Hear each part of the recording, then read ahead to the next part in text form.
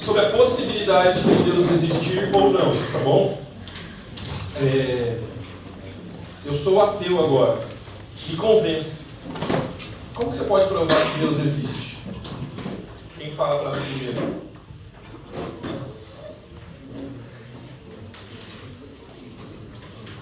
Ninguém pode provar nada. Vai, meu mano. Ela fala do primeiro motor imóvel. Como? Primeiro motor imóvel de Platão. Fala, enfim, tudo tem uma causa e o universo não tem uma causa, ou ele sempre existiu. Legal. Então, o fato de que todo efeito tem uma causa, você vai puxando de trás para frente e entende que Deus existe. É isso? Legal. Você acha que ele convenceria um ateu com esse argumento? Mas ajudaria. Não é o único argumento, mas é um argumento, certo? Pois não. Tem como também chegar à visão de Deus existe, digamos, aonde Deus, a partir da criação, da revelação geral, mas também da humanidade que todas as pessoas captam. Tá. Então, dois possíveis argumentos seriam: você está vendo que as coisas criadas existem, isso veio de algum lugar ou de uma mente criativa por trás, e também a questão da moralidade. Quando eu estava pastoreando em Santos, eu dava aula no seminário do Litoral, e um dos alunos era mestre em biologia e estava estudando teologia. Aí hoje ele é pastor em uma igreja em Cubatão. Sabe o que é Cubatão aqui? Não, né? Igreja Batista de Cubatão? Filho de Cubatão. O Alan Franz. O Alan foi meu aluno e eu ajudei ele no TCC da graduação de teologia, né? Eu fui o orientador do curso. E como mestre em biologia, a gente acabou chegando no trabalho dele sobre as visões, que no primeiro momento ele chamava as visões de como a criação chegou e a visão cristã. E eu sugeri que o título fosse As Visões sobre a Origem das Coisas, porque um ateu não crê que a origem do universo é criacional, certo? Então é origem, por isso que a palavra é assim. A possibilidade de ser criado é uma visão deísta das coisas, tá? Então, isso que ela mencionou aqui também, argumento moral, o argumento da revelação geral, são argumentos, mas eles provam eles isolados? Não, mas são de novo. Nós estamos falando de 3 argumentos fortes suficientes aqui. Mais algum outro ponto que você usaria para falar como Deus existe? Acho que o fato das leis naturais para a vida existir serem muito precisas. Tipo, se dá uma vírgula lá para trás, já não tem mais vida. Legal. Estou colocando um design inteligente. Então isso aponta para uma mente criativa e inteligente por trás. Não necessariamente ainda a gente está dizendo que é o Deus bíblico, certo? Mas alguma força externa. E aí esse ponto para chegar no Deus bíblico aí é uma outra parte da conversa. Mais alguma coisa? Eu estou tentando achar aqui, mas eu lembro de um texto que um amigo meu falou, de Newton, onde ele fala sobre a questão matemática, de como foi criado o sistema, assim, e que é impossível você olhar para isso e falar que não existe um criador. Aí, alguns trechos que ele fala, assim, o belíssimo sistema do Sol, dos planetas e dos cometas só podem proceder do conselho e domínio de um ser inteligente e poderoso. E se as estrelas fixas são os centros de outros sistemas semelhantes, todos estes, sendo formados por um desígnio igualmente sábio, devem estar sujeitos ao domínio de um. Ele governa todas as coisas, não como a alma do mundo, mas como o Senhor de tudo. E por causa do seu domínio costuma ser chamado Senhor de Deus, ou governador universal. O Deus Supremo é um ser eterno, infinito e absolutamente perfeito. E diz que isso aparece na edição dele, do princípio e matemática. É muito legal, eu lembro que meu amigo fez um post e era carrossel. Então explicava tudo, aí a forma como as estrelas são posicionadas, o Sol, o planeta, é impossível você achar que foi um bicho. Tem um criador ali por trás disso, que é tão complexo, que ao mesmo tempo é tão harmônico, que é inegável. Então, eu não sei qual o texto, mas um pouquinho que eu quiser. Bom, Marta, eu concordo 100% com o que você disse. Eu sugeri um cuidado, que principalmente quando você vai conversar com um amigo, com um não cristão, a palavra impossível já coloca o outro como tipo assim, eu sou inteligente, você é um ignorante, né? Eu sugeria que você usasse palavras tipo sugere, ela confirma uma probabilidade, parece indicar. Só estou avisando não porque eu não creio que é verdadeiro, eu creio a minha vida que é verdadeira. mas às vezes a gente afasta as pessoas por algum tempo que a gente pode usar, né? Então, isso que você leu quem era o cientista mesmo? Do Newton. Puxa, o Newton, que é uma mente que todo mundo valoriza socialmente, na ciência, crê que ele foi alguém, ou entendem que ele é alguém robusto cientificamente, diz que não é ignorante pensar numa mente criativa por trás de todas as coisas. O principal argumento dele, que ele está descrevendo, é a quantidade de leis, como foi o meu brother disse aqui agora, mostra que existe, parece indicar a probabilidade de que existe algo por trás de tudo isso. Como você falou, é impossível que o Big Bang seja verdade. Peraí, tem gente muito inteligente que também pensa dessa forma. O que ele está dizendo parece muito improvável que o acaso possa gerar vida comparado com todas essas questões, né? Eu estou dizendo isso porque me parece mais amistoso esse tipo de conversa. Concorda comigo? Não? Eu acho que se o nosso desejo é não afastar, tem um debate, eu não sei se você é dos podcasts, né, mas tem um debate lá no Inteligência Limitada do Vilela. Eu gosto das paradas, assim, não sei se você é meio dessa assim, mas é um debate que ele coloca 3 ateus e 3 cristãos. Sabe o que eu acho mais ridículo da postura dos cristãos? Eles brigam. É um podcast tipo assim, umas 6 horas. Não vou nem falar quem são, talvez você goste de alguns que estavam lá. Mas eles entram, vira quase uma gritaria. E assim, os argumentos, principalmente dos não cristãos, parece que eles são mais calmos em falar do que eles acreditam do que a gente. Eu acho isso ruim. Então acho que a gente precisa ter essa postura mais amistosa com as pessoas com quem a gente conversa. Por que essa conversa de hoje é importante? Talvez você saiba disso, mas o Instituto Barna é um instituto bem consistente nos Estados Unidos que faz pesquisas, principalmente pesquisas quanto à religião, à fé e tudo mais. Olha que interessante a pesquisa que eles fizeram. Eles colocam aqui as gerações. Essa pesquisa é de 2018, talvez seja uma das mais atuais que eles têm. Geração Z. Vocês lembram as idades das gerações? Não. Não, né? Eu também não lembrava, eu sei que vou me lembrar.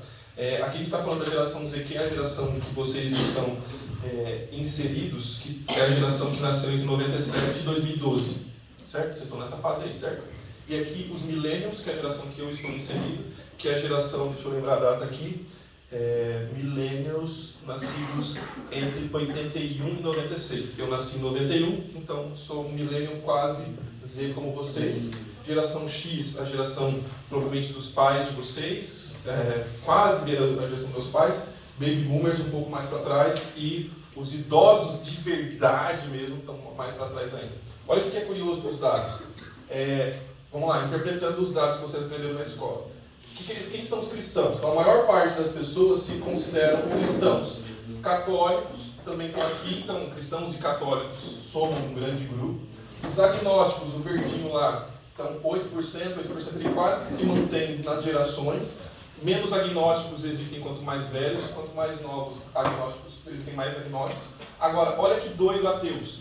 6%, 5%, 6%. Fica meio lateralizado o dado em todas as gerações.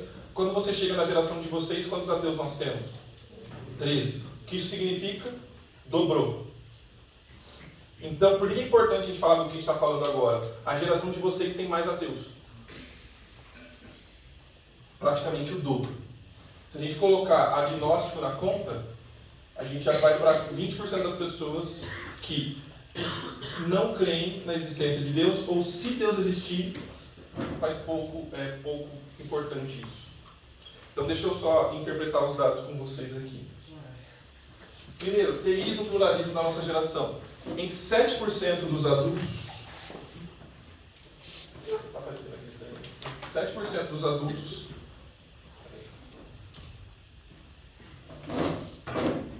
7% dos adultos declaram ateus, isso considerando quase todas as faixas de idades ali. Isso vai para 13% quando falamos da Gen Z, da geração Z.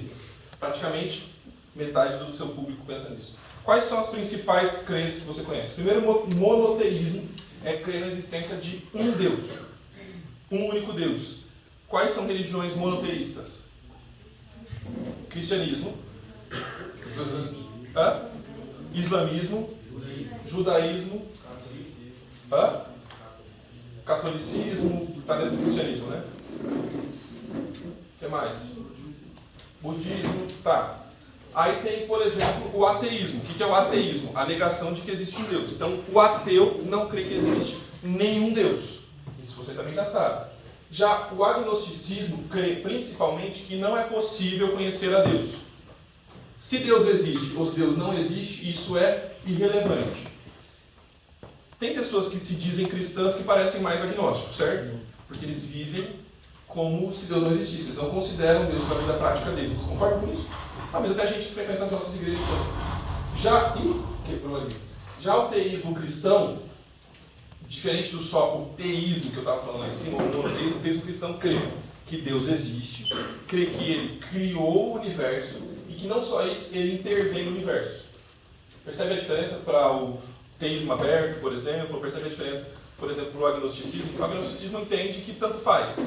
Não parece que Deus se importa a ponto de intervir. Já o teísmo cristão crê que Deus não só existe, como Ele criou o universo e intervém em todas as coisas. É isso que você acredita? Beleza. Primeira evidência. Lembra, a gente está caminhando com evidências sobre a existência de Deus. Qual a primeira evidência? Deus se revelou. Alguém falou aqui comigo no intervalo sobre a questão da revelação geral. Isso é verdade. Eu não vou... Pois não. Só uma pergunta, pode tirar foto do slide? Por mim, tudo bem. Não sei como é que é as leis do CLD, então manda bala. Vocês já tiveram aula de revelação na aula de teologia própria, certo? Então eu não vou me concentrar tanto em destrinchar cada um dos argumentos. Mas eu vou resumir com vocês aqui, e isso aqui está no Manual de Teologia do Moody, que é escrito pelo Paul Enns. Eu não sei se tem uma capa nova, mas um livrinho branquinho, bom, você pode encontrar lá. Também é um bom material de bibliologia, caso você queira olhar. Manual de Teologia do Paul Enns, Manual de Teologia Moody, do autor Paul Enns. Ele resume toda a revelação geral com essa tabela aqui. Lembra lá, revelação geral. Como Deus se revela? Primeiro, Deus se revela na natureza. Texto, Salmo 19:1. Quem lembra que está lá no Salmo 19:1? Os céus proclamam a glória de Deus e... Cantor, né? Você já cantou essa música. Essa música fala sobre como os céus declaram a glória de Deus. Então, o primeiro aspecto que nós falamos da revelação geral é a natureza. Então você olha, você mora num lugar como esse aqui, e ele mostra a existência de um Criador. A gente sair desse ponto, dizer que é o Deus cristão, aí é uma outra conversa, mas é uma evidência de que existe um Criador, existe uma mente por trás disso. Também o texto de Romanos 1,18 vai dizer que Deus revela que Ele é onipotente. Lembra lá, Romanos capítulo 1, por meio das coisas criadas, Deus mostra o seu amor, por aí vai, mas eles negaram a existência do Criador, Romanos capítulo 1. Essa tabela eu acho animal, porque ela vai descrevendo com textos bíblicos e frases. Ele coloca lá, isso aqui. Mas também tem um segundo elemento da revelação geral, que é a providência. O que é a providência? Vocês lembram? Quem explicou para vocês, o professor que explicou sobre isso? Dá um exemplo de providência na revelação geral.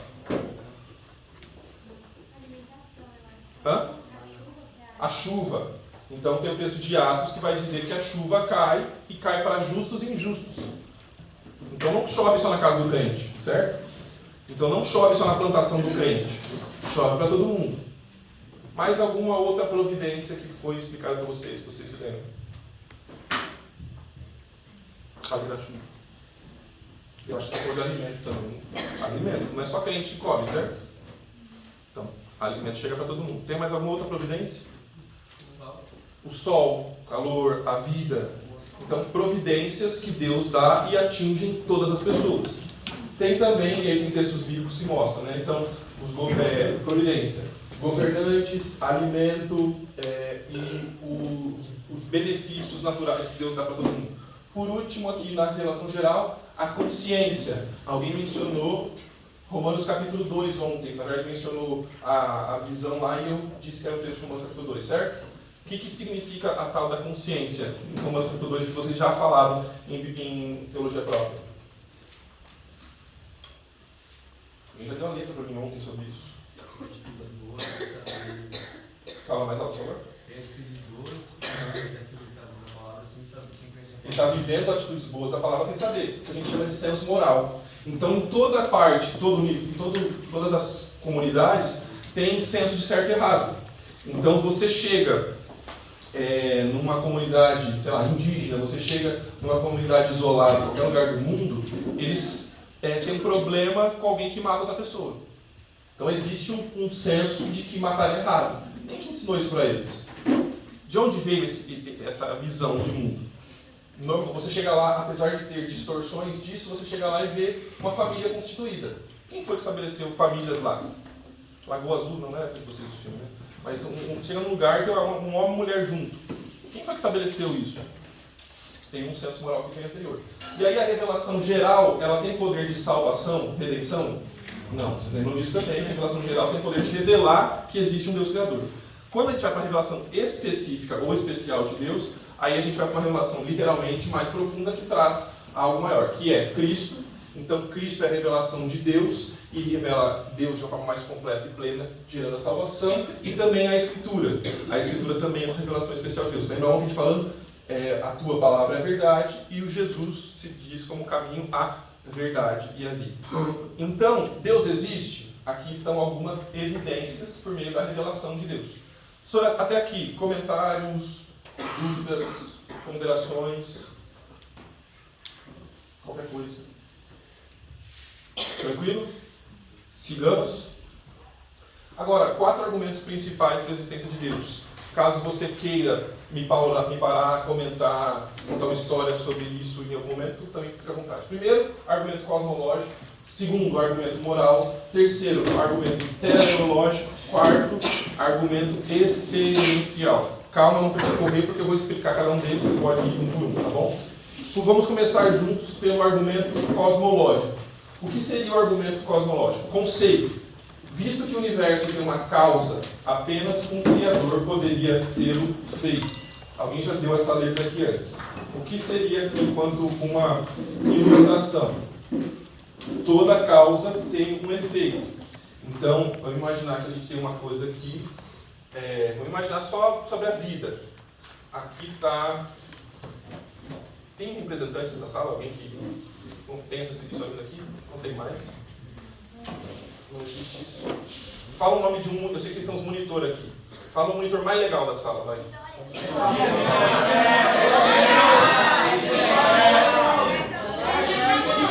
A Vitória,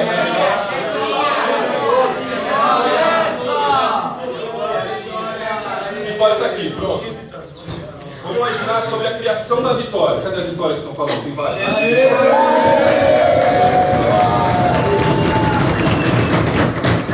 Vitória, eu não sei se você sabe contar um segredo. Você nasceu porque seus pais fizeram uma coisa. Então, você é o efeito de uma causa, tá bom? Não fica pensando muito nisso não, gente, por favor. Mas a Vitória é filha de um casal. E aí, vou falar outra coisa. Os seus avós também coisaram. Por ser eles velhinhos, mas eles também coisaram. Meu pai. Loucura, né? Imaginar isso, mas é verdade. Meu pai. E pior, todo mundo antes deles também coisaram. E todo mundo vai coisando. E aí a causa e efeito, a ideia é que você vai puxando para trás, toda causa tem um efeito. Então, algo aconteceu antes disso. E aí, quem foi o primeiro disso? A gente chega na ideia de que tem que ter uma causa não causal. Aí está mais filosófico agora, né? Tem que ter algo que não foi causado anteriormente, porque senão a gente vai puxando para trás e você passa a ser infinito.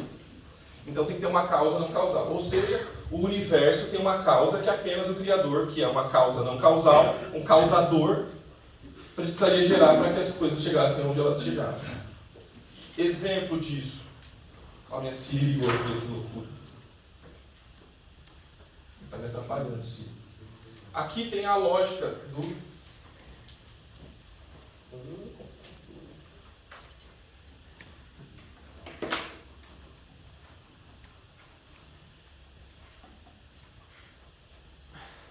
Pronto. A lógica do Leibniz. Deve ser assim que fala. Qual que é a lógica deles? Frases que ele estabelece aqui. Então, primeiro, qualquer coisa que existe tem uma explicação. Qual é a explicação sobre a Vitória? Os pais dela coisaram. Então, os pais da Vitória coisaram. Quando chegar, o pai da Vitória vir visitar ela no final do semestre, o pessoal vai olhar e falar assim, os pais da Vitória coisaram, é a explicação mais lógica. Se tem uma explicação, se o universo então tem uma explicação, logo Essa explicação é Deus. Essa é a lógica do Leibniz. Então, o universo existe, porque poderia não existir. Se ele existe, consequentemente o universo também tem uma explicação. Logo, portanto, a explicação da existência do universo é Deus. Essa é a lógica dele. Deixa eu ilustrar isso de uma forma. Uma casa bonita foi construída. Beleza, a casa está lá. De onde vieram os materiais? Você comprou numa loja. De onde veio o que estava lá na loja? A loja comprou de uma fábrica. A fábrica literalmente fabricou. Ah, então acabou. Não. Ela fabricou a partir do quê? De matéria-prima. De onde veio a matéria-prima? A matéria-prima veio da natureza. Ah, e como é que estava lá na natureza? Ah, alguém plantou, alguém colocou lá. Quem era esse alguém? Quando colocou? Você vai puxando a causa. Essa casa bonita tem uma causa que precisa ser explicada. Que só se chega puxando de trás para frente precisa ser uma causa não causal. Tem sentido até aqui, gente? Comentários sobre isso? Professor, mas seguindo por essa lógica, tipo, não dá para subentender que a existência de Deus também tem que ter uma explicação? Esse é um... Lembra do meu junior de ontem? Por isso que, quando a gente chega na discussão toda, a gente chega num ponto que precisa... Eu não estou nem falando ainda que o Deus que está no final dessa conta é o Deus que nós cremos. O que eu estou dizendo é, o fato de toda causa, todo efeito ter uma causa, precisa ter uma causa primeira. E essa causa, faz todo sentido o que você está falando, ela precisaria ter uma outra causa. Ou seja, isso é infinito. E se isso é infinito, onde começou todas as coisas? Porque precisa ter um começo. O que se justifica na perspectiva da lógica é precisa haver uma causa não causada, ou não causal. Ou seja, precisa haver algo que sempre existiu, ou que é autoexistente. Essa é uma dos atributos de Deus, né? Deus não é gerado, Deus é autoexistente. Então, pode não ser Deus. Vamos imaginar que a gente está falando lá, que é impossível pensar no Big Bang. É absurdo. O Big Bang, enquanto lógica, se eu fosse tão inteligente, eu ganharia de todos os cientistas por aí. Não é tão simples assim. Mas vamos imaginar a lógica do Big Bang. O Big Bang diz que elementos, me ajudem aí os mais cientistas que eu, alguns elementos existiam e depois de uma grande complexidade e união, eles explodem, mais ou menos isso, certo? E geram os primeiros elementos do universo, geram as primeiras... uma de coisa que eu também não é uma palavra aqui na minha cabeça. Mas de onde surgiram esses primeiros elementos? A teoria não se propõe a isso. A teoria vai dizer que a partir dessa explosão surgem todas as coisas que existem. Tudo bem, vamos imaginar que sim, seja uma realidade. Mas a justificativa que eles precisam dar é de onde veio esses elementos. Precisa ter uma causa anterior. A teoria não se propõe a isso. Então precisaria de uma causa não causada. Então a gente, como cristão ou como teísta, vai dizer que essa causa precisa ser algo que seja uma pessoa ou uma força maior que venha de fora da realidade. Faz sentido? E aí, gente, o que eu estou dizendo aqui é, se a gente está conversando com alguém que ainda não crê, a minha questão não é provar que o nosso Deus existe. A questão é, pergunta bem, tá bom, eu não acredito que Deus existe. De onde vieram todas as coisas? Vai puxando para trás, me diz. Quando eu estava lá na conversa com o Eduardo, eu fiz essa pergunta. Falei, tá, de onde surgiu tudo? Se eu preciso explicar, você também precisa. A gente também precisa se colocar nesse lugar, tá bom? Mais comentários sobre isso? Próxima possibilidade, o argumento teleológico. O que seria o argumento teleológico? O universo é tão bem projetado, ajustado de maneira tão precisa, que somente um Criador pode ter feito. Logo, ele tem isso como um propósito. E essa é a ideia de teleológico. O telos é a ideia de propósito, de motivo na língua grega, tá bom? Então, por isso, teleológico. Tem um motivo por trás da existência. Percebe que o ser humano tem essa parada com um propósito. Qual que é o propósito de vida? Mesmo os não cristãos têm essa parada com propósito. De onde veio isso? Bom, sei lá, só reflexão. Isso também é conhecido como argumento do design inteligente. Tá? Então, precisa haver um designer antes de tudo que está acontecendo. E aí tem um termo chamado princípio antrópico. E aí, o que é o princípio antrópico? Esse universo que nós conhecemos, principalmente pensando em planeta Terra, ele é tão perfeitamente ajustado. Quem foi que mencionou essa expressão aqui? Foi por aqui. Não foi? Já me perdi. Alguém aqui mencionou essa ideia de aqui? Perfeitamente ajustado, é tão milimetricamente pensado que parece que ele foi projetado para ter vida. É um indicativo disso. Qual é o termo técnico para isso? Princípio antrópico. O princípio antrópico mostra isso. E aqui nós chamamos essa ideia de que tudo foi plenamente ajustado de sintonia fina. O brother que estava mencionando aqui essa ideia de que tudo foi bem ajustado. Se você for estudar cientificamente isso, é o termo sintonia fina do universo. Inclusive tem podcast sobre isso, não sei se vocês conhecem a Associação Brasileira de Cristãos na Ciência, conhecem? A ABC ao quadrado. E eles têm uma parceria com o podcast do Bibotalk, talvez você já tenha ouvido o Bibotalk. Tem um episódio que é sintonia fina. Caso você esteja fazendo exercício, fazendo alguma coisa e goste de ouvir podcast, eu recomendo esse podcast Sintonia Fina, lá no canal do Bibotalk, tanto vídeo, eu não sei se tem vídeo, mas áudio eu sei que tem. Fala sobre o que é sintonia fina. Vamos falar sobre a sintonia fina. Aqui a gente tem alguns elementos que, sem esses elementos, não existiria vida. Tá? De novo, aqui eu não estou falando que o Deus Yahvé do cristianismo está certo. O que eu estou dizendo o universo é tão plenamente ajustado que parece difícil de justificar isso sem ter um design inteligente por trás. Quais são esses elementos? Primeiro, a força da gravidade e a força nuclear fraca. O que é a força nuclear fraca? Não sei. Tá bom? Eu não sou cientista. Estou dizendo elementos aqui que existem. Força da gravidade, você sabe, a força da gravidade é ajustada. Se a força da gravidade, a gente na escola usa o 10 lá, né? Mas não é exatamente esse número. Mas se a força da gravidade fosse um pouquinho menor, a gente voaria. E não ficaria fixado ao chão. Se fosse um pouquinho maior, a gente morreria porque nos pressionaria demais. O fato de ela estar exatamente ajustada como ela está é uma evidência de que alguém estava por trás pensando nisso. Outro elemento, a constante de acoplamento eletromagnético. Alunos aí de física vão explicar para a gente. Não sei. Mas a ideia é que todos os elementos por trás na ciência mostram que está tudo muito ajustado. Um pouquinho para mais, um pouquinho para menos, vai nos complicar aqui. A proporção de massa do elétron para próton. Então, quando vocês estavam lá estudando principalmente a física, vocês lembram lá dos prótons, elétrons e nêutrons. Lembram disso? Lembram nada, né? Dentro tem o nêutron, tem o próton, lá fora tem o elétron, carga negativa, lá fora carga positiva para dentro. Existe uma proporção que faz com que aquele núcleo atômico seja estável. Essa proporção, 1 para 8, 3, 6 para funcionar, funciona em todos os átomos. E isso justifica a ideia de uma mente criativa e inteligente por trás.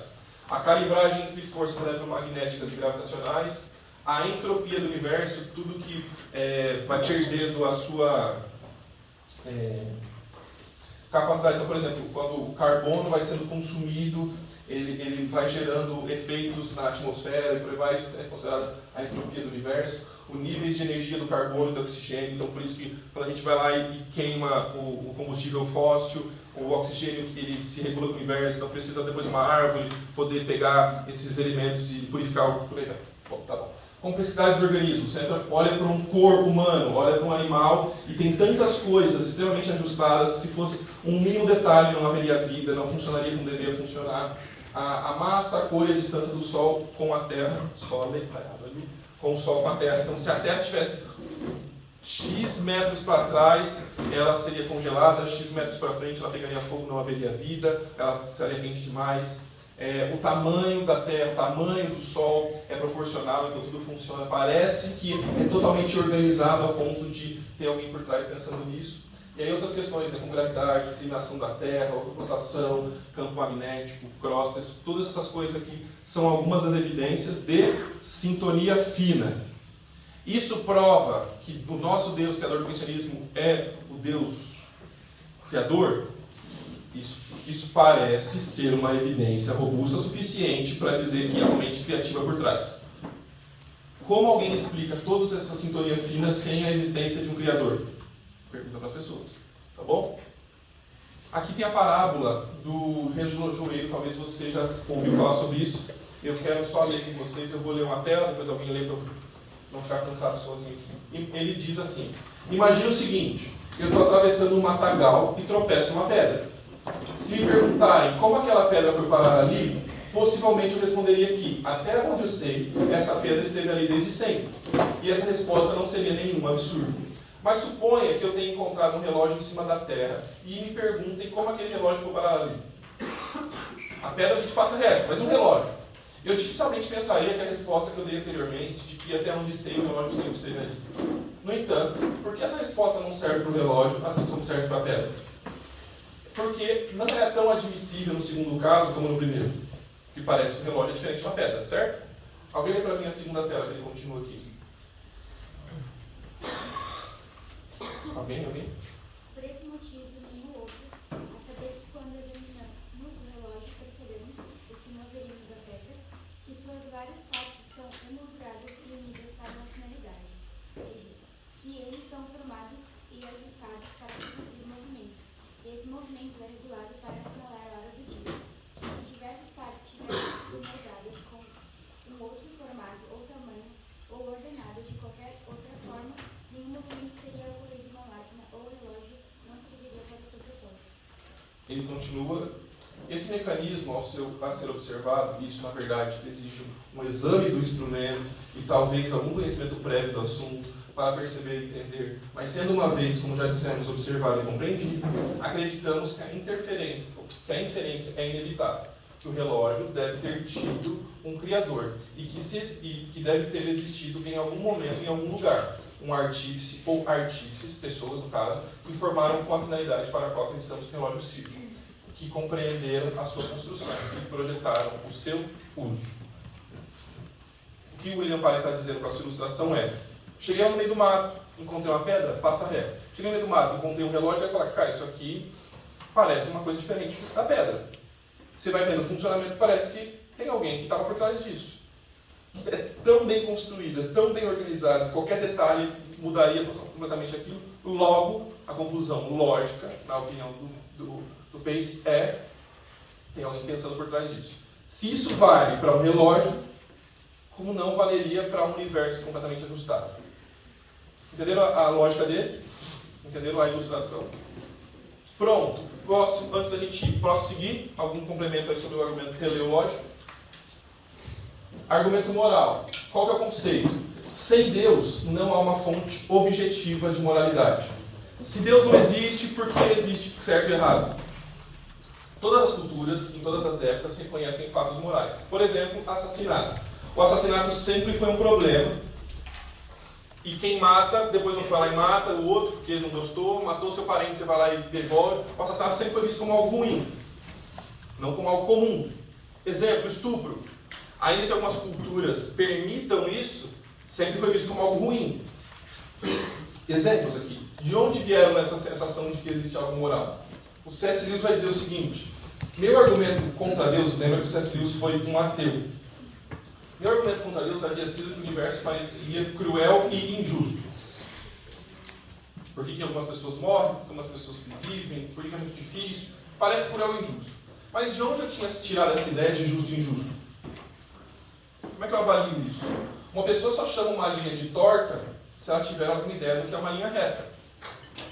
Como eu estava comparando esse universo quando eu chamei ele de injusto? Com o quê? Está entendendo o que o C.S. Lewis está dizendo? Ele está falando: eu só posso entender que existe certo e errado se tiver um crivo. Como é que eu sei se está certo ou está errado? Quem estabeleceu isso? A partir disso ele entende, então, que foi uma lógica criada por Deus. Qual é a argumentação? Se Deus não existir, a moralidade objetiva não existe. Logo, a moralidade objetiva existe, portanto, Deus existe. Esse é o argumento moral. Antes de eu ir para o próximo argumento, comentários, dúvidas sobre isso aqui?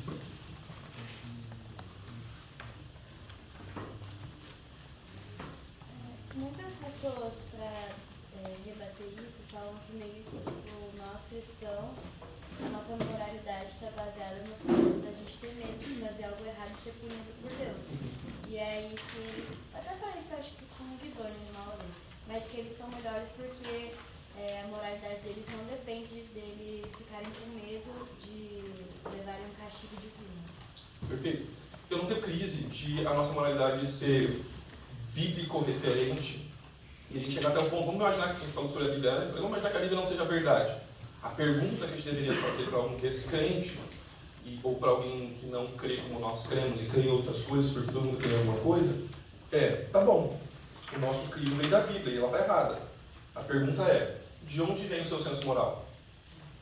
Aí talvez o argumento seja, vem da minha família, vem da nossa cultura, vem da história. Aí vamos unir o argumento moral com o argumento cosmológico. De onde vem essa moralidade? Vem da sociedade brasileira. Vem da lei brasileira. Beleza. Quem formou a lei brasileira? Um monte de gente. E de onde vieram essas pessoas? De uma sociedade anterior. Aí você vai puxando para trás, de onde veio o primeiro código moral e ético? Como seria essa explicação? Não sei. Você pode subir isso de alguém. Mas, como cristão, para mim só faz sentido que tenha alguém, ou no mínimo uma força, ou alguém, pode ser uma pluralidade de Deus aqui, a gente está fazendo como possibilidade de que algo tenha vindo de algum lugar. Sem isso, o critério de certo e errado é complexo. Faz sentido, gente? Comentários? É isso? Uma coisa que eu acho legal, igual você falou, você tomar esse cuidado, mas também é igual, quando a pessoa perguntar essa questão do centro de propósito, de eternidade. Eclesiastes 3:11, ela vendo que ele vai falar isso, né? Que tudo Deus formou sobre o tempo e pôs a eternidade no coração do homem. Então, já tem a resposta que é a Bíblia. Então, tem áreas que parece que não, é crente, vai falar isso. Mas realmente está aqui. Aí nessas horas, como você acha que a gente deveria fazer? Falar a Bíblia mesmo? Falar de outra forma sem colocar referência? Eu acho que eu diria uma situação como essa, dizer assim, por exemplo, você imagina que o cara vai falar assim, cara, qual que é o seu propósito? Vamos achar uma conversa com alguém assim, Nossa, cara, o meu propósito é servir as pessoas, ajudar o próximo, por aí vai. Puxa, que legal. Já dá para perceber que a Bíblia fala sobre propósito já há muito tempo? Deixa eu mostrar para você, tem um trecho na Bíblia lá que foi datado de 2000 anos atrás, mais, né? Eclesiastes, sei lá, 2.600, 2.800 anos atrás, talvez. Que ela até 3.000 anos morreu. 3.000 anos atrás, é um texto que foi há muito tempo e fala sobre propósito como a gente pensa hoje. Puxa, não é legal que a Bíblia já está adiantando isso?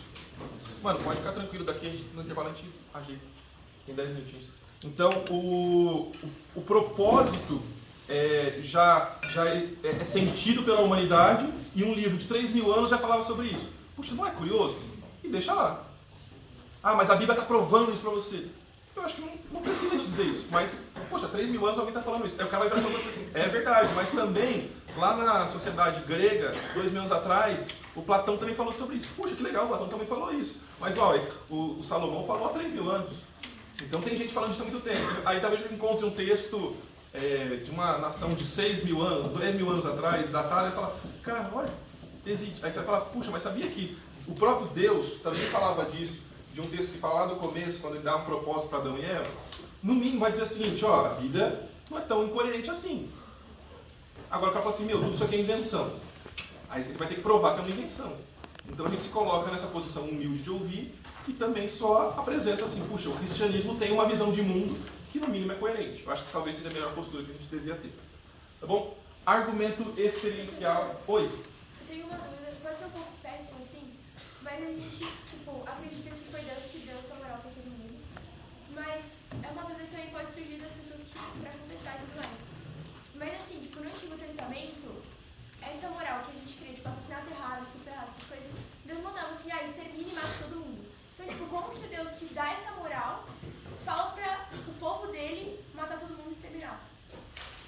Essa é uma baita de uma pergunta e traz uma complexidade para a gente ter que responder, porque aí o cara precisa, de alguma forma, entender a lógica bíblica. Por exemplo, quando Deus pede o extermínio de nações, quando ele permite o assassinato em casos específicos, existe também uma regra.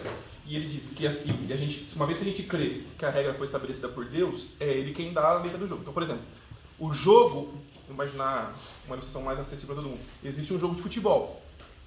A regra foi estabelecida antes. Quem der um soco na cara do camarada dá um cartão vermelho. Quando o cartão vermelho surge, o cara fala assim, foi ruim. Cara, o combinado do jogo era, não dê soco na cara. Se der soco na cara, se agredir o amiguinho, toma cartão vermelho e é expulso do jogo. Na lógica bíblica, é isso que acontece. Deus estabeleceu um código. Deus estabeleceu uma moral. A quebra dessa moral traz consequências. Aquela nação, quando ela é devastada, ela quebrou uma regra, então ela traz uma consequência. Aquela outra pessoa, quando feriu uma lei, ela também tem uma consequência. Deus está justamente, como ele é uma pessoa justa, executando o combinado que ele estabeleceu. Aí o que alguém pode questionar é, não concordo com esse combinado. Aí, tudo bem, não concordo. Então, ela concorda com qual combinado? Algum combinado existe. De onde vem esse combinado que ela concorda? Ela vai ter que explicar de onde vem. Então, dentro da cosmovisão cristã, os assassinatos, as punições do Antigo Testamento, elas têm a sua lógica. Se a gente negar essa lógica bíblica, eu acho que ela é possível, a gente pode negar a lógica bíblica, alguém vai ter que justificar com uma outra lógica. Porque a possibilidade disso é não ter lógica nenhuma. Aí a gente tem que ter um problema maior ainda, que é, se não tem lógica, por que a gente prende assassino? Não tem porquê. Porque, no final das contas, é a lei do mais forte. Então a gente deveria soltar todo mundo. Mas esse cara que vai te abordar não vai acreditar nisso.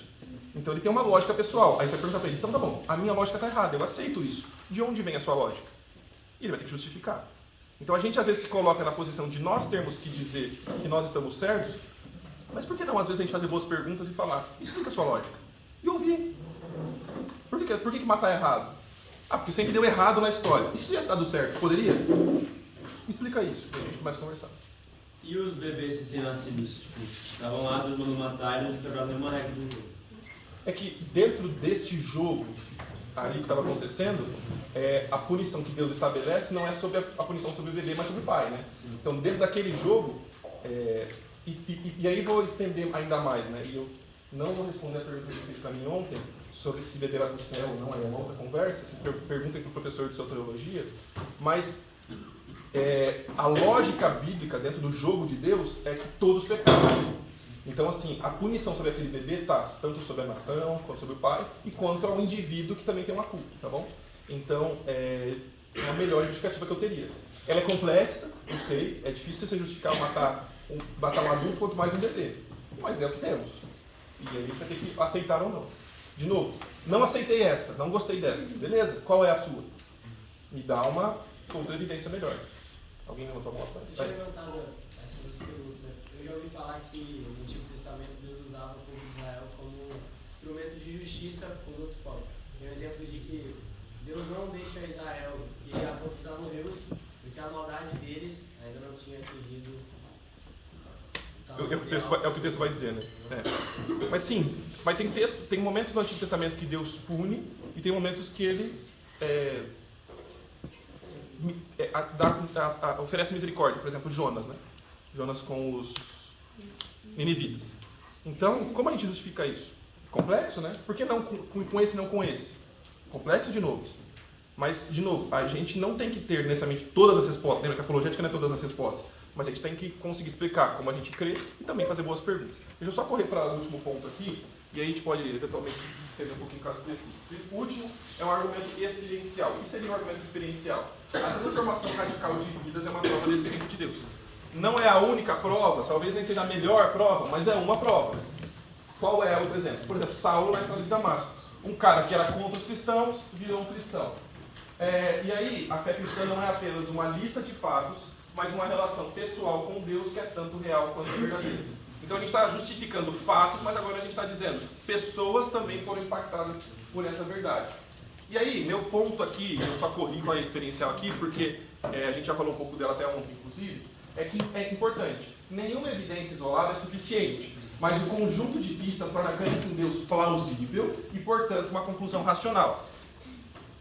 João está dizendo que é irracional ser ateu? Não, o que eu estou dizendo é, ser cristão ou crer que Deus existe é algo plausível. E existem ateus que vão dizer assim, é plausível. Não faz sentido para mim, mas é plausível. É só isso que a gente está chegando aqui, essa é a conclusão desse bloco de aula, tá bom? Pergunta para a gente fechar. Qual dos argumentos você usaria para conversar com o Sérgio? Qual você acha que funcionaria melhor para você? Talvez com esse amigo que eu pedi para você pensar no começo da aula. E por quê? Moral, por quê? Eu acho que é muito mais fácil porque todo mundo tem um conceito moral já pré-definido.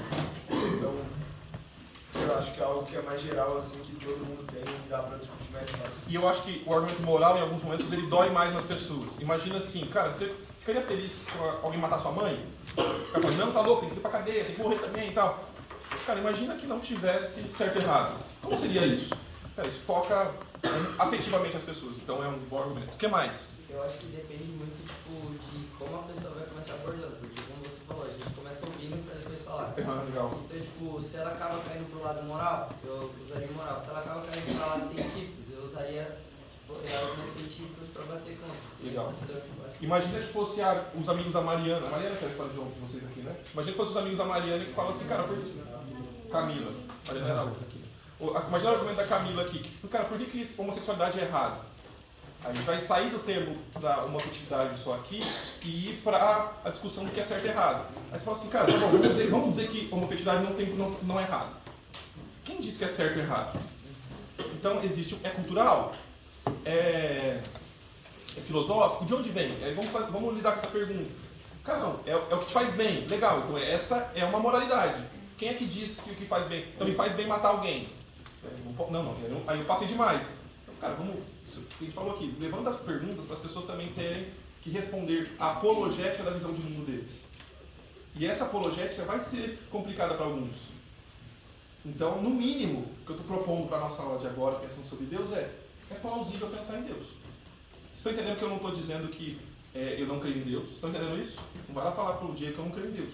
O que eu estou dizendo é que é plausível você crer que Deus existe. Concorda comigo? Mais algum comentário antes do intervalo? Intervalo, vamos lá.